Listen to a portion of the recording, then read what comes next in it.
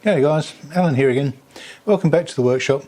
This will be a short video where I show you how I stamped some numbers onto an indexing ring which I had made in a previous video. Spoiler alert, it didn't go very well, but still perhaps there's some lessons to be learned and some entertainment value. And I did finish up with numbers on the ring, but not quite the way I'd hoped. So let's get into it. Okay, so I've set up a jig here, very crude, simple jig, which I'm hoping will help me.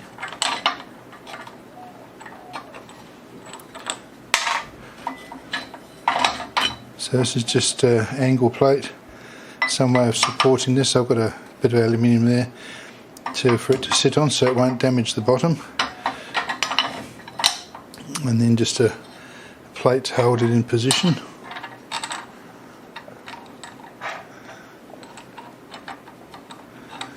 Now,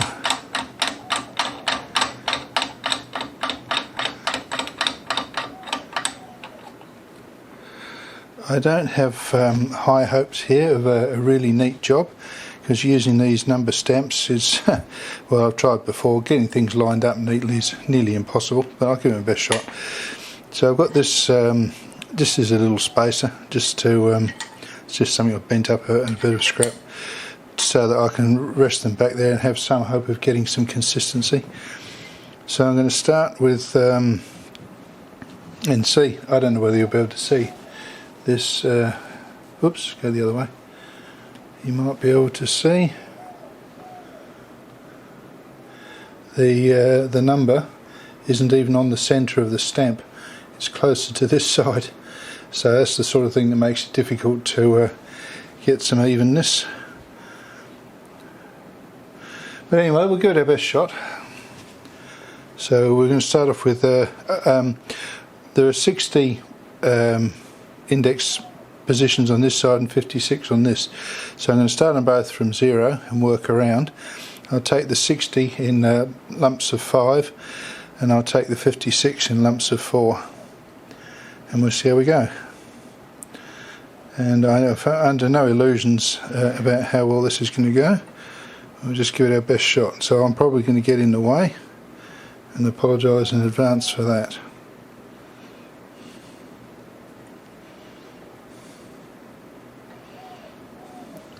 And I know it's quite surprising how hard you have to belt these things.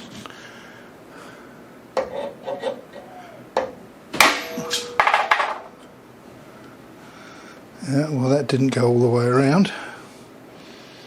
And I don't think you can line them up for a second shot very effectively either. We'll give it a try. Yeah, it sort of feels like it's in the same spot, so let's give it another go. Now that's improved it a little bit. Alright, so move around. Oh, I should mark this out with a felt tip pen before I go any further, just so I don't stuff it up. Well, having seen the size of that O, I've decided that that number stamp set is way too big. So I went out to buy some more numbers. The ones I were using were 6mm. These guys are 3mm. I think it's going to be far more appropriate. So let's see how we go with those.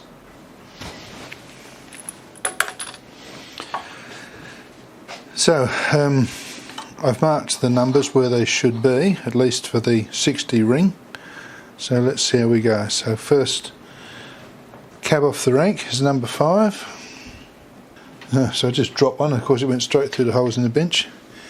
Now I've got to remember to do the numbers upside down. There's any number of opportunities to balls this up.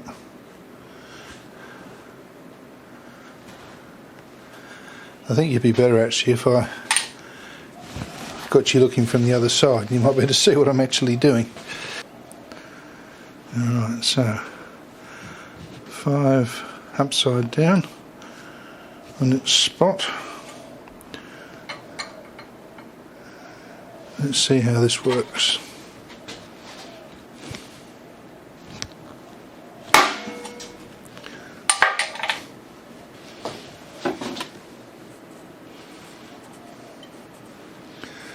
We're half of a 5. Okay, let's see if we can get the other half.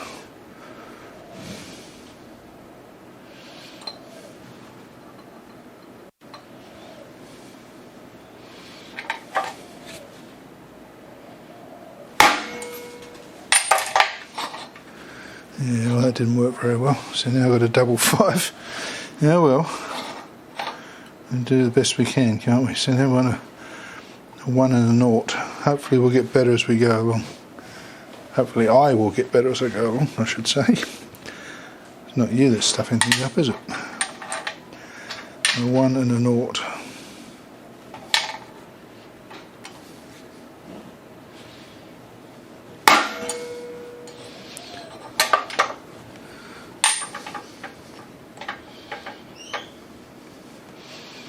And the 0.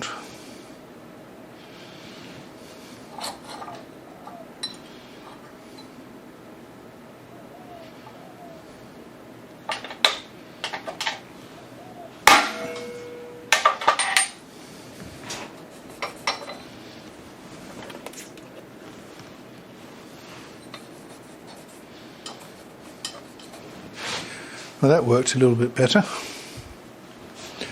Now press on, I'm at 15.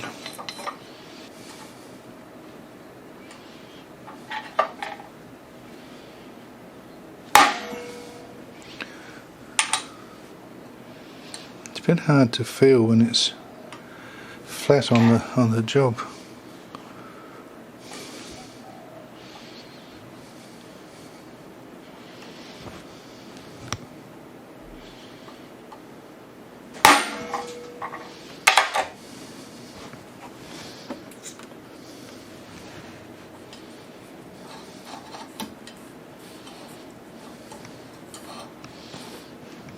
Well, I'm not going to try double stamping it again.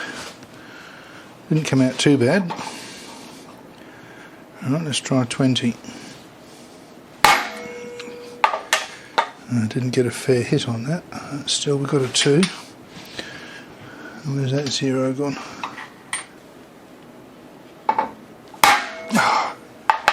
What's wrong with my hitting all of a sudden?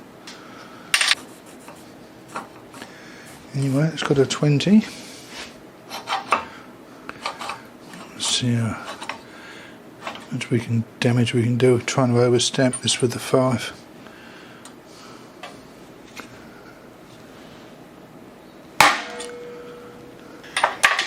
So, most of the numbers came out alright, but well, that was my first one with a 5 when I tried to touch it up. That was a mistake.